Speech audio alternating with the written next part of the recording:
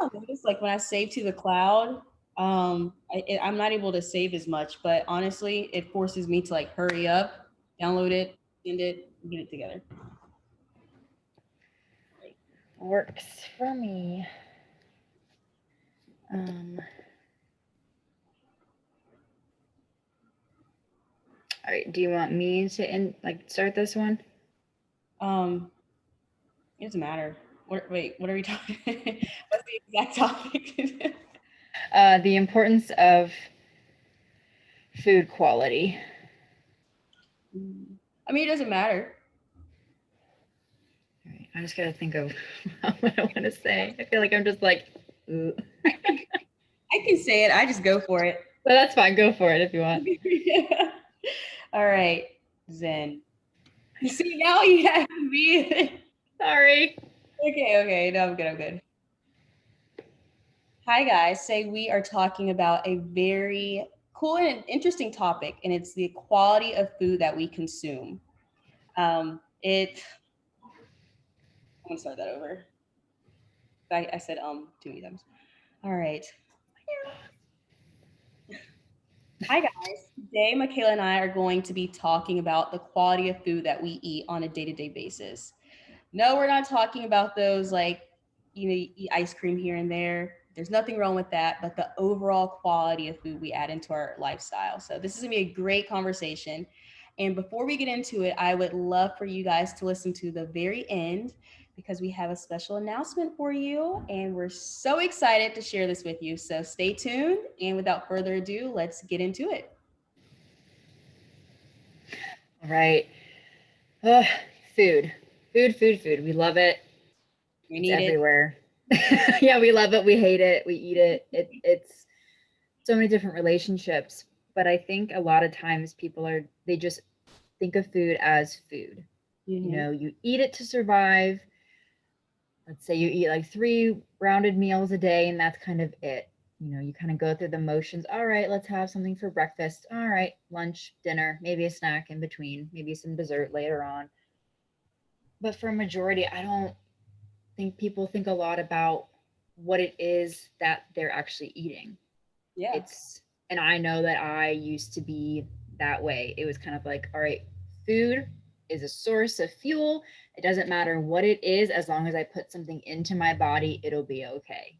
Yes. And that's not true. Yeah. But I will say this when you were saying that, I was thinking about on my route home or leaving to go to work, how many fast food chains there are. So you don't really have to think about food. I know for me, especially when I was working all the time before working from home, I would just stop to Starbucks or McDonald's without even thinking about it. It was just second nature. I was like, I think I'm hungry or I'm craving something. And you just feel that instant crave or, you feel like you need it. But do you really? But you don't have to think about those things. But Exactly. but I will Convenience. I think that I believe that we have to really be mindful what we eat as it's a source of nourishment. Our body is a temple. I'm learning that. In a very interesting manner, but I wouldn't go back on it at all. Yeah. And I also want to say that I don't want to demonize food in any way. I don't want to say that because you might stop at McDonald's or because you might have a piece of cake for a birthday or something along those lines, it does not mean that you are going to immediately get sick, you're going to die, you're going to be punished, or anything like that. But rather, I think approaching food and really asking what your body wants and what it needs, because it's always telling you. I think that's more important than just saying, okay, well, I think that I'm hungry. I'm really stressed. Oh, look, there's McDonald's. It's a quick, easy, convenient thing, semi instant gratification for maybe like 10 minutes. And then all of a sudden later, it's like the sluggishness, you don't feel good. And food is here, yes, to help us survive, but we should also enjoy the food that we're eating. And I think a lot of us are missing that piece. Or they might believe that in order to enjoy food, it has to be the fatty, the sugary, the super like flavorful stuff, which I mean, it can be in small amounts, but I mean, healthy does not have to be boring. In fact, it's I think there's a greater range and variety to what we can eat if we choose to eat whole foods. There's so many different herbs and spices, and it's not bland or boring at all. And if you think that way, you're going down the wrong path. So I want you to kind of step back and open your mind and say, okay, well, you know what? There's plenty of opportunity. There's something out there for me and my taste buds. So just kind of, have fun with it. Yeah. Um, shoot, I had a point. Also, I know I was one of those people where I thought that good food had to be fatty, had to be ice cream, had to be cake, which it is at sometimes, because I know especially, there's certain times where I'm like, I just really want cake and I want to go for it. And I think when you have a healthy balance and you don't demonize food, so I'm really thankful that you brought that up. So I don't want anyone to think that we're like food is bad. Um, but I would go to McDonald's and all these things because it was just just trying to get that fix, and then I would feel bad about it. And when you have a healthy relationship with food and you nourish your body, when you do have those things, you don't feel bad about it. Or you're not like, oh man, I can't do this anymore. How many times a day? And I want our listeners to be honest with yourself. How many times a day, a week, a year have you been like, oh, I had McDonald's, I'm not doing well, or this and that? So deep down that it's not the best for you. Again, I don't want to demonize food or a certain restaurant or anything, but uh, if you know it's not good for you, why are you eating it all the time? Yeah. Yeah. And I think a lot of people might say convenience. It's right there. It's cheap, and then again, like it tastes good. But for those things to taste good, there's so much salt, there's added fat, chemicals, preservatives, all these different things. And again, I'm not saying this to scare you or demonize anything, but we have to be aware of what's in our food, where it comes from, and all these different things. Because if you can look at the two sides of the story essentially. The one side, it's like that easy convenience, the cheap, crappy stuff, the processed food. And yeah, it might taste good. It might satisfy you for, 5 minutes, but maybe you notice that you're consistently hungry. You might have eaten that hamburger or something. And maybe like an hour later, your stomach is grumbling and you're like, well, I just ate what, like, I don't understand why I'm still hungry. And all that stuff, it's empty calories. So your body's just like, okay, whatever. It doesn't do anything. So you have all these pesticides and preservatives and everything kind of like floating around in your system.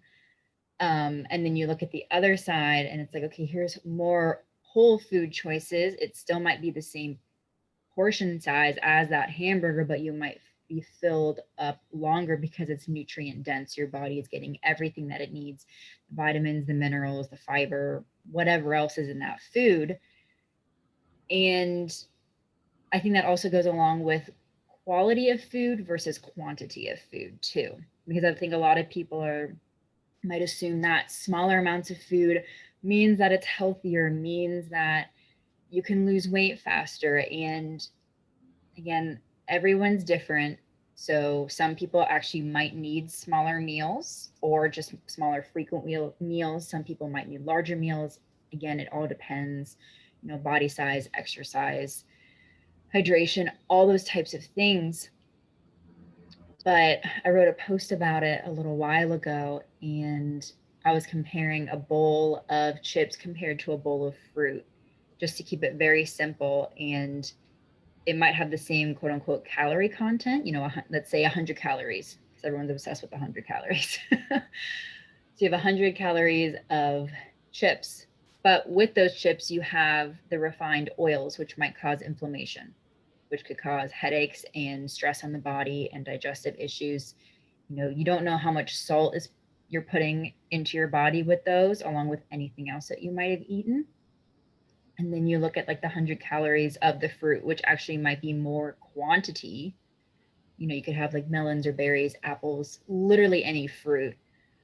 But that stuff, it's going to fill you up because it's going to have that fiber. It has the minerals, the pectin, the kind of everything else that your body actually needs to thrive. and you're going to feel better after eating that bowl of fruit compared to the bowl of chips. Yeah, agreed. Um, and I will say everyone's so quick on, the 100 calories, which we talked about that in a previous podcast. But and I was like that because I can't even believe I had even thought this. But I read one thing that told me that fruit was bad because it had too much sugar. So I avoided fruit. Like, Mm, come on now, it's a naturally produced substance. Um, and a lot of these foods, especially from fast food, they're meant to be addictive. So that's why it's harder for you to. I have 2 points here, but it's hard for you to break that habit. They create it so you feel like you need it. And to be honest, I don't think anyone needs any food that make when you consume it, you're addicted mhm. to a burger. That's not good. So do your research on these things. Again, like Michaela said, everybody's different. So, even if you don't like a certain fruit or vegetable, don't force yourself to eat it. But there's a plethora more options that you can work in. You never know. Maybe if you cook it, it may work. Or if you add certain herbs or certain spices, it'll taste different. Um, and another point, I was listening to a podcast about 2 weeks ago about how fast food is more accessible than healthy food. Mm. To some extent, I do believe that it is. And I would love for our listeners to give me some feedback on their opinions on this topic. But I think to some extent it is. But you can go on Pinterest and Google like $50 grocery budget for fruit or $25. There are things where people have went out of their way to find cheaper options to eat healthy. You don't have to break your bank to be healthy. So I will say, I believe, Michaela, I would love your opinion on this. I don't believe that, at least to some extent, that whole theory of, well, eating junk is healthy or easier than eating junk because or eating healthy. Excuse me, can't talk today. There are there are even here there are organizations where you can go and if you have a farm or you have certain foods or spices, you can switch that out for fruit and vegetables here in Norfolk, Virginia, which is really cool. I didn't know that was a thing until a month ago. That should probably utilize, but there are options. You just have to research, and you're not going to get that instant gratification as you do with going through a drive-through, which, to be honest, that doesn't serve you anything.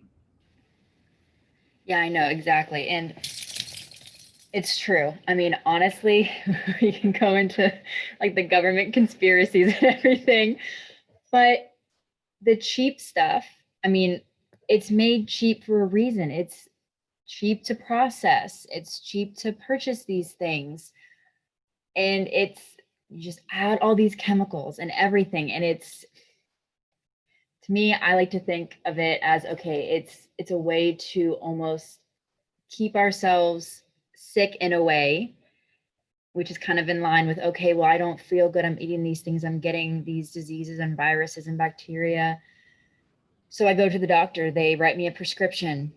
Okay, I pay monthly prescription to pop a pill in, and it's supposed to quote unquote make me better, but then I have these other side effects, and then I get on another prescription to help with those side effects, and then it's just kind of like this huge, just awful spiral. And I know some people might roll their eyes or whatever, but the big corporations, they're looking at this, and we've talked about it in a previous episode, but they don't see people as people. They see them as numbers. Okay, how much product can we push? How much money can we make? What is the next thing that we can do so we make money? Which rubs me the wrong way, and I hate it. And I've bought into it so many times. So I've been there, and it's easy to buy into because you believe it because it's always there. It's convenient. You somehow convince yourself that it's the right decision. But there are other options. And they do it, you can even look in the grocery stores, and I know a lot of people, and even myself included, when I first started my journey, I was like, oh my gosh, this is expensive, 3.99 for like a bag of organic carrots compared to 3.99 for your I don't know, Cheez Its. six, yeah, you're like 4 boxes of Cheez-Its or something. And but if you think about it, when you purchase those whole foods, they might seem a little higher price, but again, it's the quality of that product, which is actually going to make you healthier so you don't rely on those prescriptions or those other things that make you feel shitty and sluggish and all that stuff. But in the long run, I mean, you end up saving money. Yeah. So at first, it might seem like, oh my God, I just spent, $100 on produce. But that $100 on produce is probably going to last you, I don't know, let's say a week and a half, just depending on like how much you eat, your family size and all those different things. Plus, there's, frozen options. I think a lot of people are also afraid of, oh, I can't eat frozen fruits or vegetables. They're fresh, they're just frozen right when they're ripe, as long as it's not added, you know, sugars or salt or chemicals or anything like that. Again, be aware of those kind of things, but I don't have a problem with frozen things. They last longer. And so it's honestly like that's convenience right there. So I think Yeah. another way to think about it is what other ways can you find convenience other than, the dollar hamburger that's you're going through the drive through and later on you're gonna be complaining about a stomach ache or maybe a headache or you just like fall asleep on the couch because you're just so tired because your body doesn't know what to do. It needs to heal. Exactly. And I will say, now that I've been on this journey for quite some time and I'm still learning and growing, but I see even commercials differently where, for instance, Cheez-Its, they have to brag, we use real cheese. Like, it's a Cheez-It. I would hope that you're using real cheese. But think about that perspective, or, Wendy's always picks on other corporations for not using real or like byproducts in their stuff. And it's like, when you really sit and think about that, it's really messed up. They're literally bragging to us that they're using real food and real products and real cheese and not frozen, dry, whatever meat, And we're Yeah. like, perfect. I'll get 10 of those. No. Yeah. Remember, your body's a temple. And when whatever you put in your body, which we talked about in another podcast, check it out. But whatever you put in your body, it's going to be consumed and it's used for fuel and your mental health and your physical health. So it's not just eating a burger or eating fries. And again, disclaimer, if you're running late for work or you're home, you're tired and you want a burger, go for it. Not here to say that's bad for you. It is bad for you, but it's not the end of the world. Um, but treat your body as a temple. Be mindful. What you eat is much more than simply what you eat. Exactly. And really, truly, like the phrase "you are what you eat" is actually true because so your cells are always changing, they're always regenerating. So, whether it's skin, hair, organ cells, other tissues, things like that. And it depends, like, there's different length of time for them to kind of regenerate and kind of renew themselves. But if you think about it, if you're consistently giving yourself chemicals and preservatives and meat byproducts and things that aren't like whole food, your body's going to basically turn into that. So you might actually, your skin, wrinkles, premature aging, acne, different rashes. Same with your hair, it could be thinning, you could be losing it. Just like your organs. So your liver might not be able to detoxify properly. So it might be sluggish. You might get a fatty liver, things with, even your heart, your lungs, if you think about all those things. And at first it's kind of like, well, why would I think about that? But you are all those things. All of these organs and tissues are here to support you so you can live your daily life. So really being conscious. And again, this isn't to scare anyone or say, throw everything out of your house, never eat that stuff again, but rather just think. Pause before you decide to choose what to eat or where to stop or where to go to eat. And ask yourself, okay, do I want this because I'm just feeling emotional and it's a comfort thing and I think that I'll feel better, but I know that in the end I won't? Or is it like, okay, like I really want a hamburger. Like I'm actually hungry for one. And again, that can go with different cravings, which we can also kind of cover in a minute if we want. Um, but really just checking in to see if it's an emotional response or more of a physical response. And there again, there are better choices. There's nothing inherently wrong with a hamburger. If I were going to choose one, I would not choose a fast food restaurant, and I would choose something that's, I know that is kind of humanely raised and everything, and I know that it's 100% of whatever meat that is. um, which I have some cool terms that we can go over later on, which I think people don't really have an idea of what they are. But again, it's all personal choice. And again, it's not here to say never eat those things again, but really think about it and say, okay, what is going to best serve me, my body, my mentality, my emotions, and my spirit? Yeah, agreed. I You said it perfectly. Um, I had like 5 points, and every time I was like, "Remember this," you would say another good point. We'll write them down. But I don't know. I'm trying not to go down the conspiracist wormhole because I'm quick to do that, guys. Like it's a Yeah. conspiracy. To some extent, it is. Wink, wink. But I don't even really know where to start with this. But I will say, just going back to take a step back, especially during this time of quarantine. We've been at home a lot. So a lot of us have created the habit of, for instance, my kitchen is like within an eyesight. So you go to the kitchen and, as a means to cope and things like that. And food is, food fuels the soul. It does. And even at this time this year, take a step back and reassess, especially if you're like going to the kitchen all the time. I've talked to you about this even with my own situation, Michaela, where it was like, am I really hungry all those times of the day or and having all these big meals, or am I just trying to cope with something? Or, especially fast food, it is very, for some odd reason, and maybe that's the reason they created, is it's very gratifying.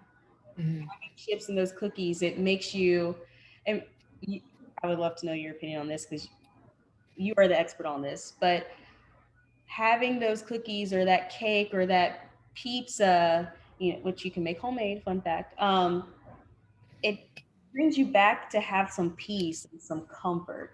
So, question for you, Michaela, as I ramble on, what can people do to kind of work on breaking that habit? Because you can't do it overnight. But Right. yeah. Um, all right. Well, there are a few things. One, if you notice yourself going to the kitchen, sometimes it might just be boredom or you might be dehydrated. Our body can send us signals that if we don't have enough water in our systems, it actually sends it out like you're hungry. So, my thing would be to drink a glass of water and just kind of sit and wait, see what happens. If you notice that hunger feeling goes away, probably because you're dehydrated. But if you notice that your stomach is still growling, you're like, okay, like I actually need food, then obviously go for the food. Um, shoot, I lost it.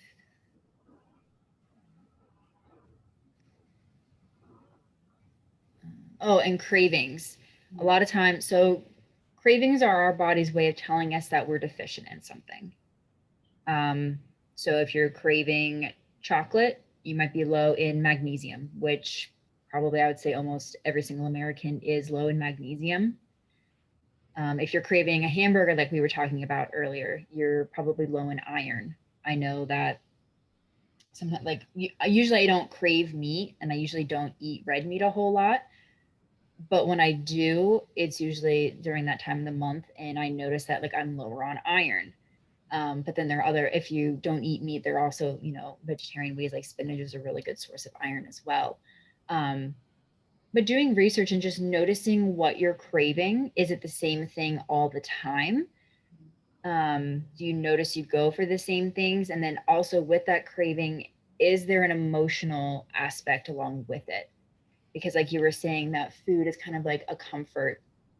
And I was listening to a podcast a while ago, and a lot of times for sweets, there is the component of motherly love. So if you're craving sweets, candy, sugar, more often than not, if it's not the physical response, the emotional response is going to be there's a lack of that motherly love. And I know for myself, I've experienced that. And it's not to say that my mother never loved me, because she does, but I had perceived things in a different way. And I perceived that there wasn't as much love, or I kind of blocked myself off from that just to be defensive and protective, which was stupid. Um, but I noticed that the more I pushed her away, the more that I was craving chocolate chips. It was the weirdest thing. And I just wanted chocolate chips all the freaking time. So I would just go and I would just binge on these chocolate chips, thinking that it would make myself feel better. And while I was eating them, of course, that placebo effect, you're like, oh, okay, with that instant gratification. But then also that sugar is hitting that pleasure center in your brain. So it's releasing those feel good hormones, which is fast food does the same thing. It's kind of like that pleasure, it's like that reward. Um, but it wasn't filling that void.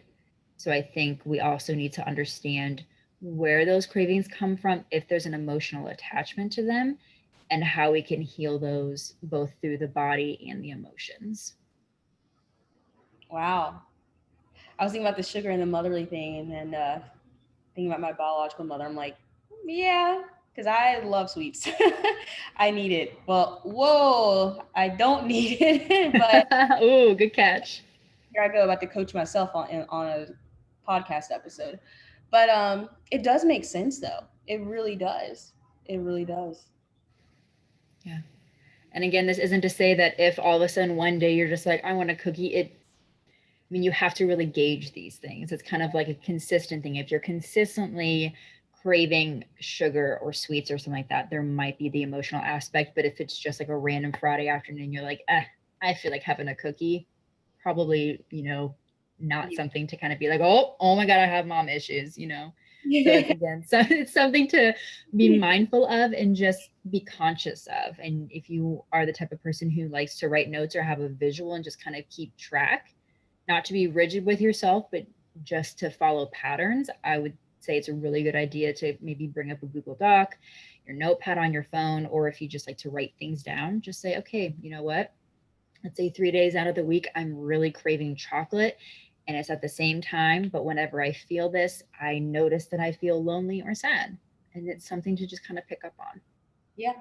And it's all about finding balance because you can go extreme on both sides of the spectrum. You really can. So it's all about just finding balance. And the ultimate thing is just knowing what nourishes your soul and what you like to eat and exploring these things.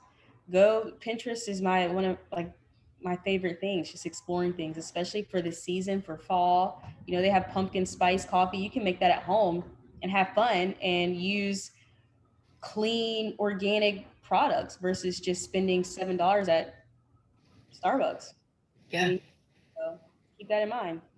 Yeah. And it can be fun too. And I mean, I know people are out there with like different levels of loving to learn and things like that. But I think once it becomes a part of your life and taking care of yourself, it's not a job and it's not a hassle to learn about these things. It's inspiring and eye opening. And it just really makes you think about where your food's coming from, what it's made of, how and when you're putting it into your body, and how your body responds. And I think a lot of the time, again, we can go back to the convenience of things and also labeling. And I think people look at labels and they automatically assume different things. So I think some people look at organic and they're like, okay, expensive, where they look at like conventional things, okay, cheap, or they see like GMOs and all these different things.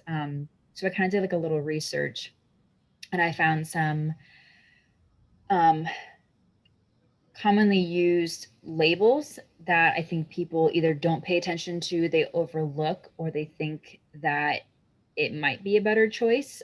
So we can kind of dive into these if I think they're interesting, and it's definitely something that I've learned over time, with my training and everything, but also just being aware. And I don't know, I love reading labels, not to the point where I'm like obsessing over the ingredients, but just like out of curiosity, like, oh, okay, well, this is deemed, you know, gluten free or something. And, there's like 17 grams of added sugar. So it's people think gluten free, oh, healthy.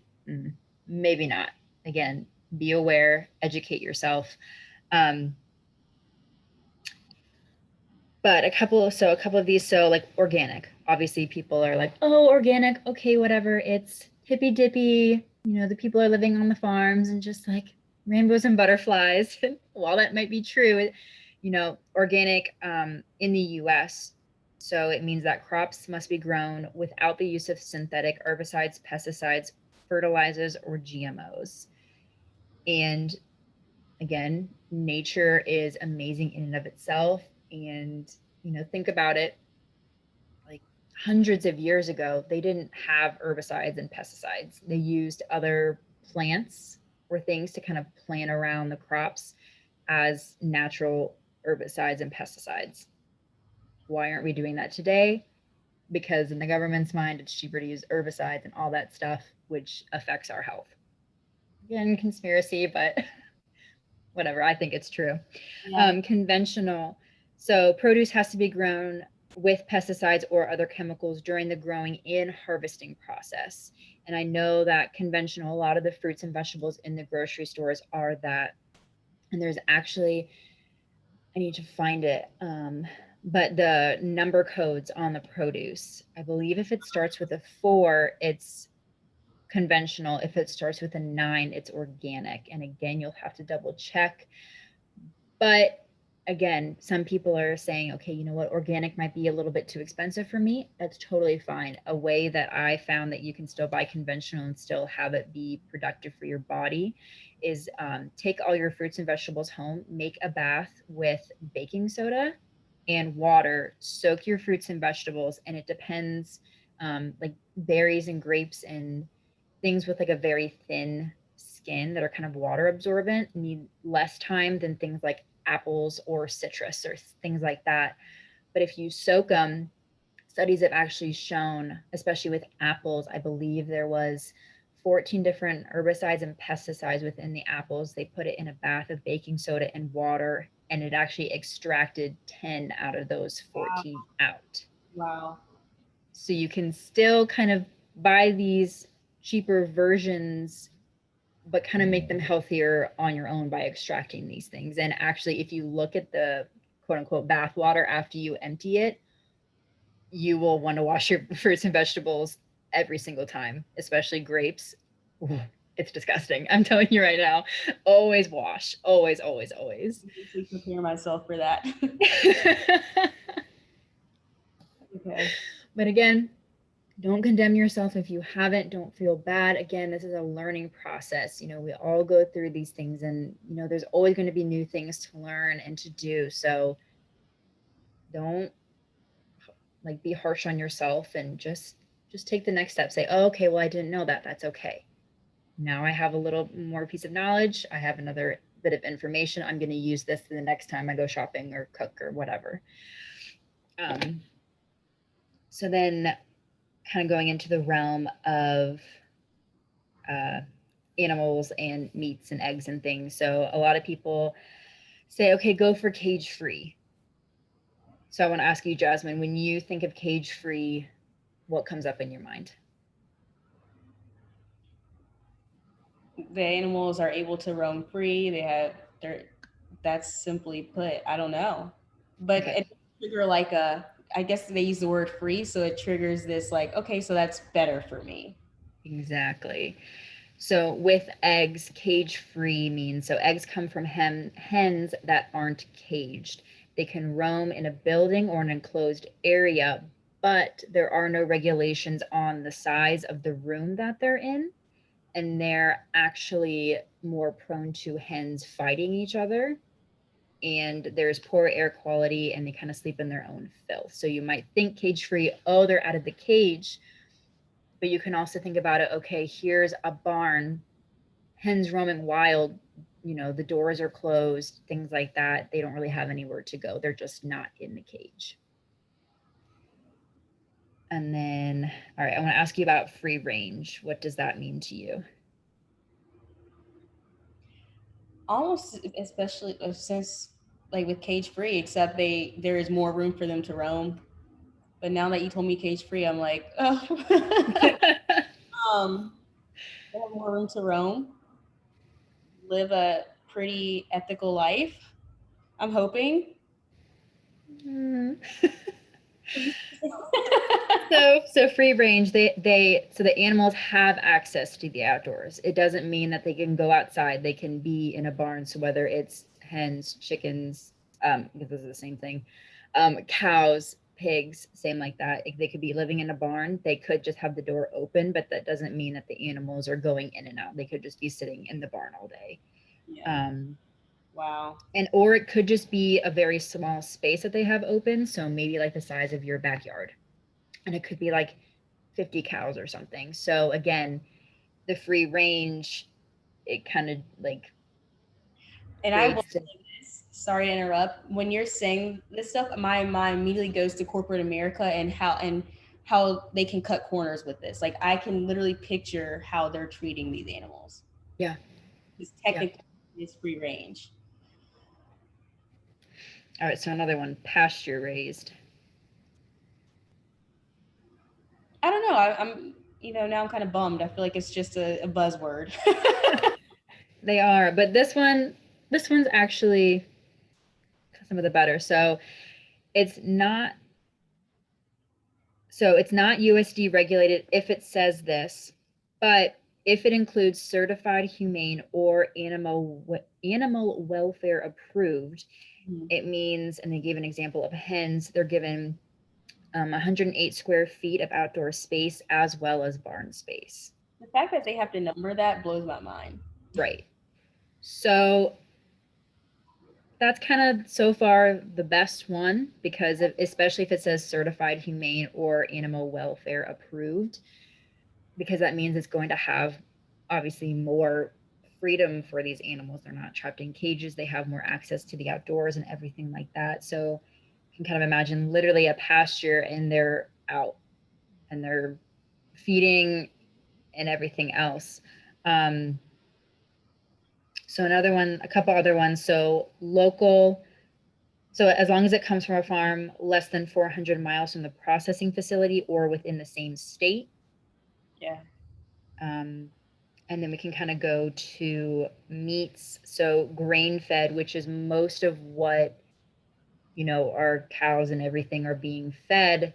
We might think, oh, okay, well, they're being fed well, it's corn and everything, but that's not what they eat. Like cows don't go out into like the cornfield and start munching on an ear of corn. It's like hay and grasses and things like that. The grain fed is cheaper, once again, for the farmers, the companies and everything. It fattens the cows up super fast, so they have a smaller lifespan. They eat to get fat and then they are processed and everything. Grass fed is a better alternative, but you have to be careful because they could be grass fed during their entire life. But right before, processing, they might be fed the grains. So to just instantly fatten them up right away. So it still kind of has, the negative aspects of, those grains or the corn, and antibiotics and things like that. And then, so like the best option if you are going to eat meat, I would say grass fed, grass finished. So that means literally grass all the way through their life. So they're actually healthier. They're not ridden with disease. So they don't have to have added antibiotics and hormones, which kind of are not really regulated or should not be used. But again, things kind of hidden behind the curtains. We don't really know if these animals are being injected with these things. They might say, no, no, no, they're not. But, the government might turn a blind eye, all those different things. So actually, there's this one company that I've heard a lot about. It's called Butcher Box. And they have all different types of meats, wild caught fish that you can order. And again, it is a little bit more on the pricey side, but you're paying for the quality of your food. So, and you can also think of, eating meat, like it doesn't have to be meat as your main course every single day of the week. There are different options. Again, eating these whole foods, there are so many different recipes and so many different ingredients that you can utilize that you really don't have to eat the same thing every single day. Yeah. So it really comes to a place of creativity, of open mindedness, and just seeing what else is out there.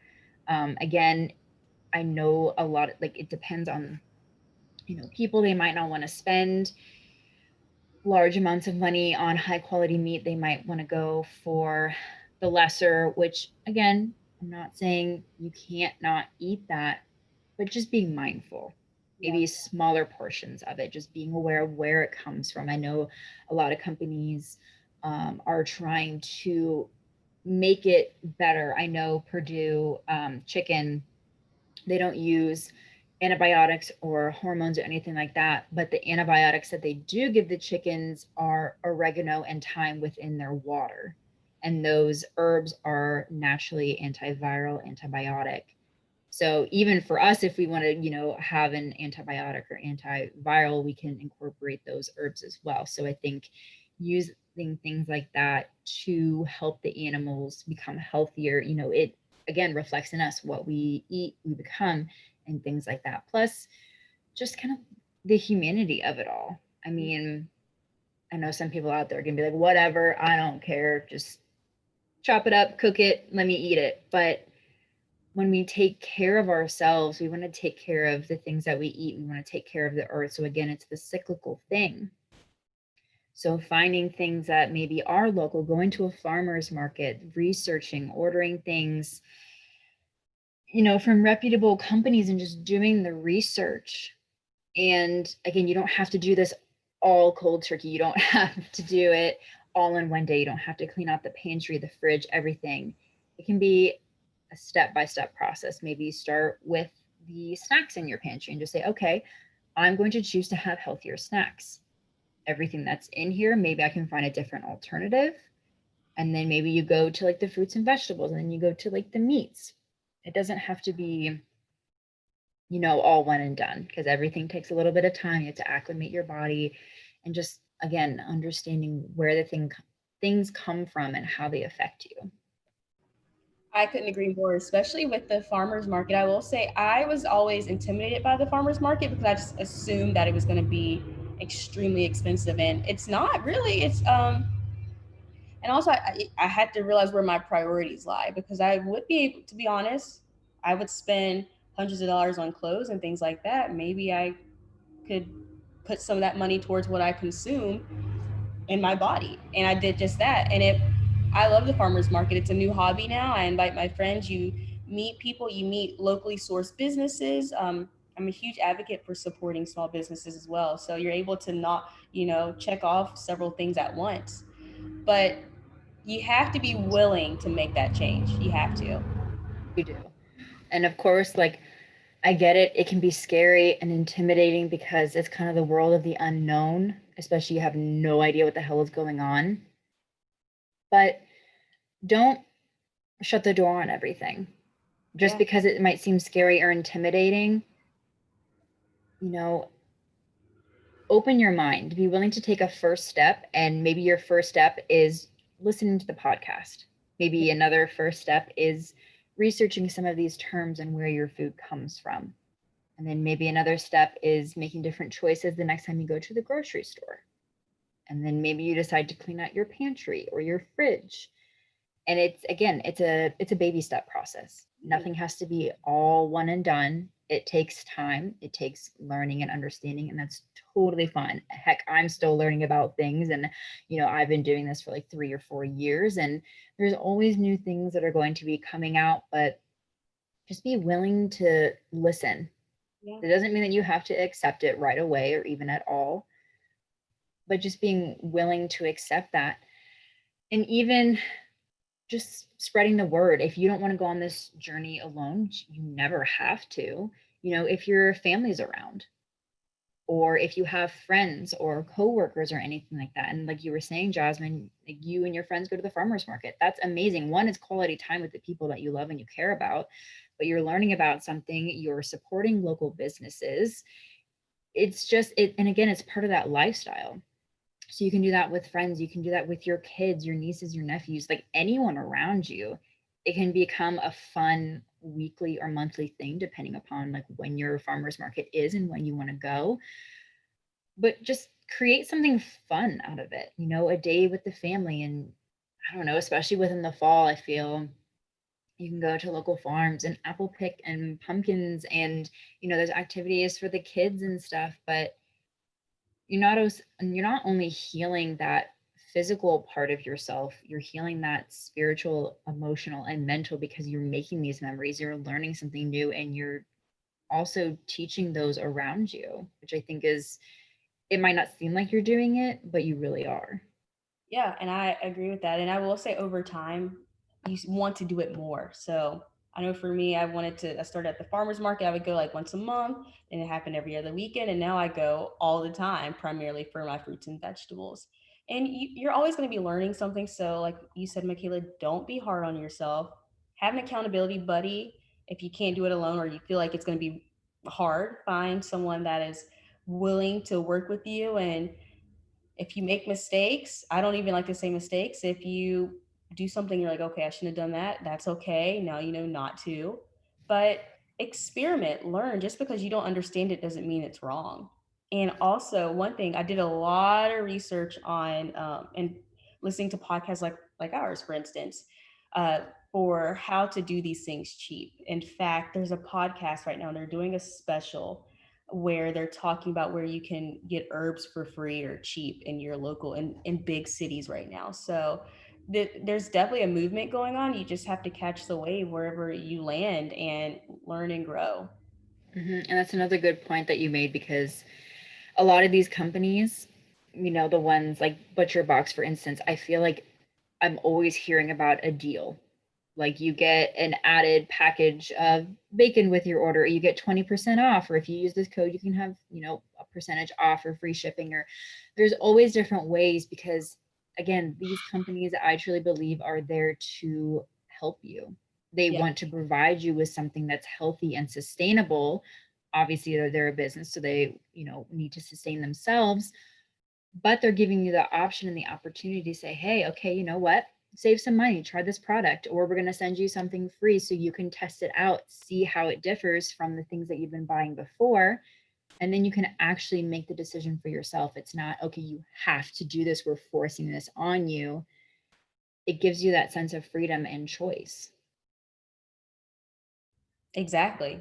Exactly. And so you could just go for it. Start today. You don't have to have like you don't have to know exactly what's going on. Just start with this podcast. I always ask Michaela for questions as well. So I know Michaela's here to help. Yeah, anytime, email, message, whatever. I love answering questions. I love having these conversations. So, and no question is too small or too stupid or anything. There's an answer for pretty much everything. So let's have a conversation about this. Yes. And our task for you is go to your local farmers market this weekend. Yeah. Explore. Even if you don't buy anything, walk around, explore. It's a magical place. That's what we want you to do this weekend. Yep. Go to your farmer's market, research, Mhm. maybe do a quick look through of your kitchen. Just simply notice what there is. Yeah. Take a stock, what kind of snacks do you have, what kind of produce, meats, grains, things like that. You don't really have to do anything with it, but just observe, Yeah. take notice, and then, if you want to start switching things out, again, do your research. I think that's the number one thing, is to understand what food you're eating, where it's coming from, and what it is. Yeah. And I mean, of course, there will be some people that are like, I don't care. But if you're listening to this podcast, clearly you're interested in it. You're gonna feel some type of way if you start looking at those Cheez Its or whatever, and you're like, oh, I don't really like that. There are healthier options out there too. So Mhm. don't go cold turkey. Just one No, step up. yeah, there's no need to restrict or punish yourself. Again, it's a learning experience. Be easy with yourself. Start by understanding, learning, teaching yourself, asking questions, going to experts and books and things like that. it's a process, but it's fun and it's definitely worthwhile. Agreed. Agreed.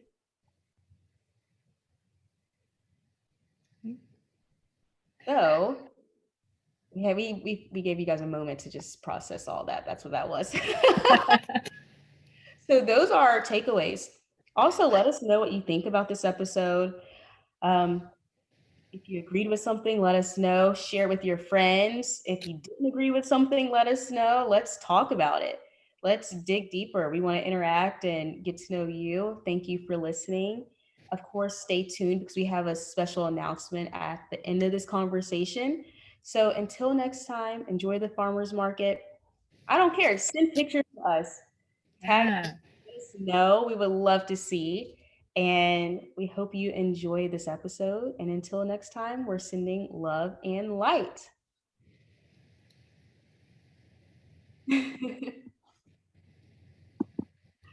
That was my